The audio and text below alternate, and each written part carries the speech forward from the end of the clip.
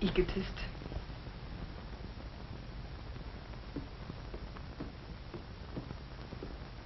If he thinks I'm going to sit home and cry my eyes out, he's got a door to slam. Well, so have I. I can make my own living just as well as he can make his. He ought to be glad I'm working. Just because he can't stand competition, he wants me to quit. My work isn't important enough. I'm only a woman. But he, the man, is boss. He'd like me to be a slave to the house while some cutie on the paper whispers into his quarter ear. Look at this mess. The way he throws his clothes around. It wouldn't hurt His Highness a little interest in the house. I'm the one who's married, but he can act as if he were single. He wouldn't dream of wearing a wedding ring, no matter how much I tell him I like it. But I'm as good as he is. I've got a brain of my own, and I intend to make the most of my life, too. Yes, I want a home and kids, but I'm not going to be a fool like Mother, bending over a washtub all her life while Dad went around as free as air. A woman's place is in the home. Why, His Highness ought to wear side whiskers and carry a gold-headed cane.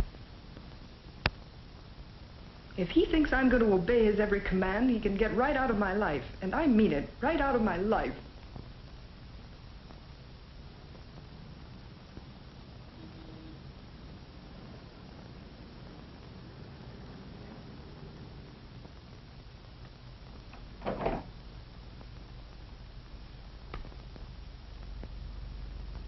That's a woman for you. Never tell what she'll do next. And all the time I thought she was so sweet and tender. What a temper. Lucky I ducked out when I did. How could I win? I'm only a man. Oh, well, the copy won't wait. Where do women get the idea that they wear the pants? Must be her diploma. To a man, it's a piece of paper, but Virginia, she's got the world at her feet. The way she hangs on to her name, you'd think it was a shame to be a Jackson. I write the copy, but it comes out as a picture story by Virginia Chase. She'd break her neck for a good shot, but our home is like a bachelor rooming house. It's about time she learned what comes first, marriage or her job. Everybody else leads a normal life. Why can't we? I'm fed up with warmed-up leftovers and dishes in the sink. She can't even find time to sew on a button for me. How Mom used to take care of Dad, and how happy both of them were. Virginia's got no such respect for a man. What was she thinking of when she said, I do? A roommate to help with the dishes? What does a man work for? Beating his brains out to make something out of himself if his wife doesn't look up to him. Instead, she competes with me and makes a half man out of me and a half woman out of herself. And I, like a fool, thought I was getting a wife. I'll show her who's boss, even if we wind up in the courts. This wasn't the first time that Jackson's marriage had shown signs of cracking. And the next morning, as had happened many morning afters, they were assigned to the same story. Here they were. Who was to blame? Neither and both. Each one felt he was being asked to give up more than he could afford. Yet almost without knowing why, they moved toward each other and fumbled for some way of coming closer together. Let's go someplace and talk, Mike said.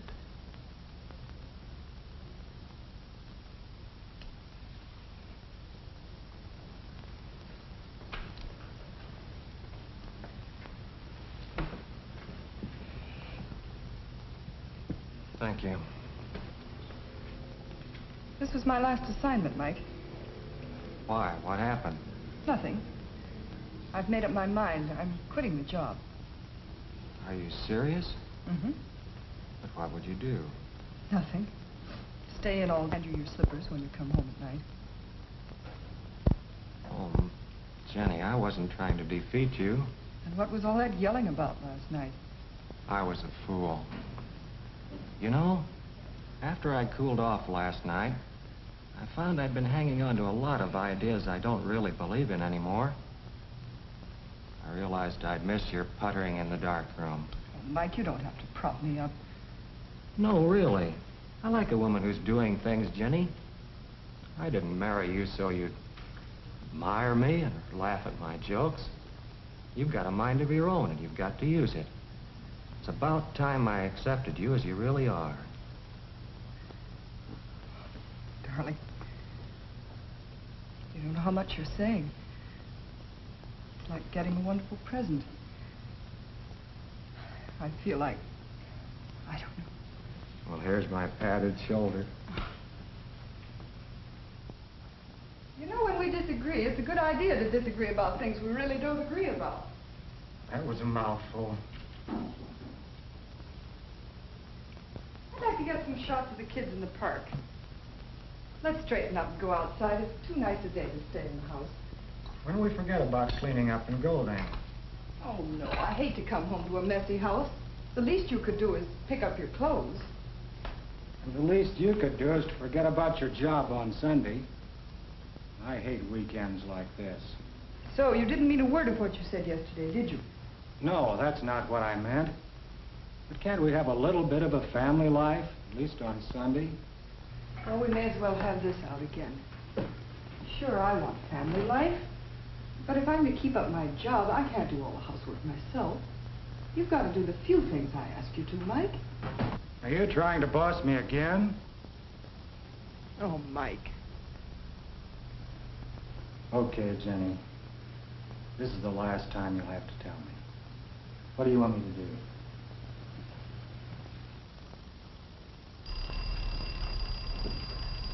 Okay, we're up.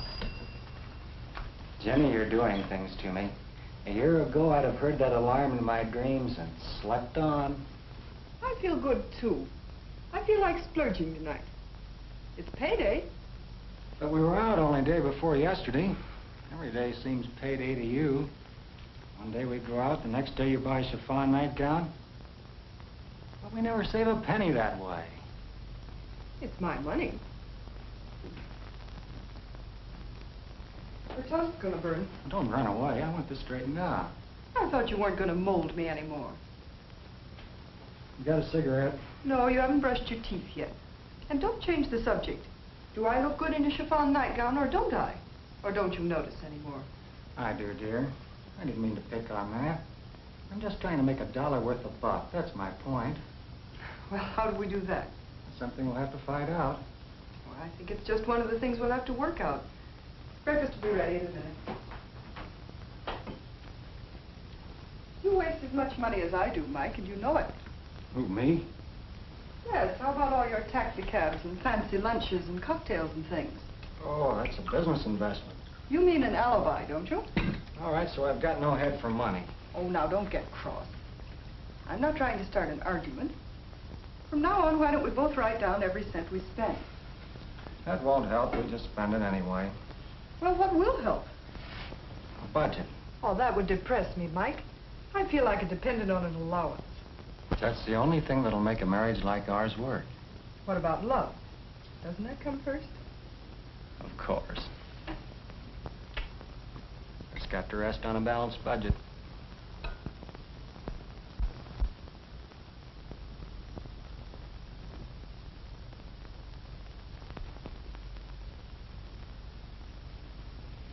There you are. We've still got $40 of our week's pay left.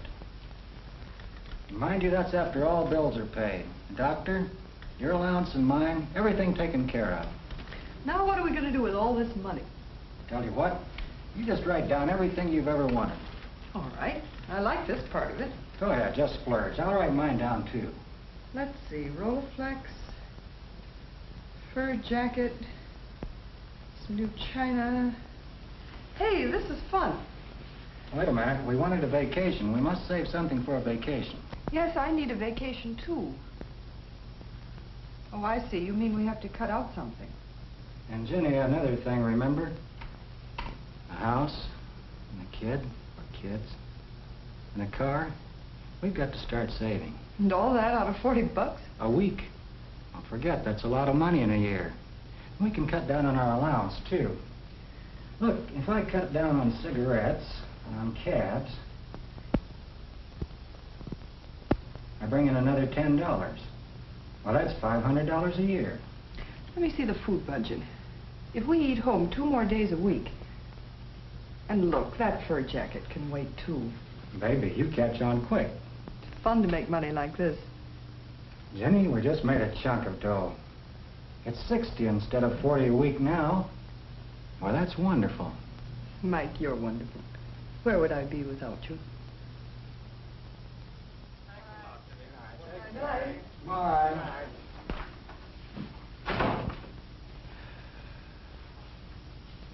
Well, there goes the budget. It was your idea. That city desk friend of yours, the one that was making passes at Marge, I thought he was disgusting. But you must know that genius photographer friend of yours bores me stiff. Why do we have to have 2 sets of friends anyway? That's right, why? Incidentally, you could have mentioned that I made the cake myself. Sorry. But you could have let me get halfway through one story without breaking in on it. I guess we haven't learned yet not to compete with each other. Oh, I'm tired. You know the Robinsons that live up the street in that new house you like? I keep meeting her at the grocery all the time. She's asked us in lots of times. What's her husband like? I think you'd like him. Yes, I think it'd be a good idea if we made friends with some neighbors. Next time you see her, tell her we'd be delighted to come. What's today? 20th. And last month when we did that hospital story, when was that? 9th? No, 10th. Why? I think you better take me to the doctor tomorrow.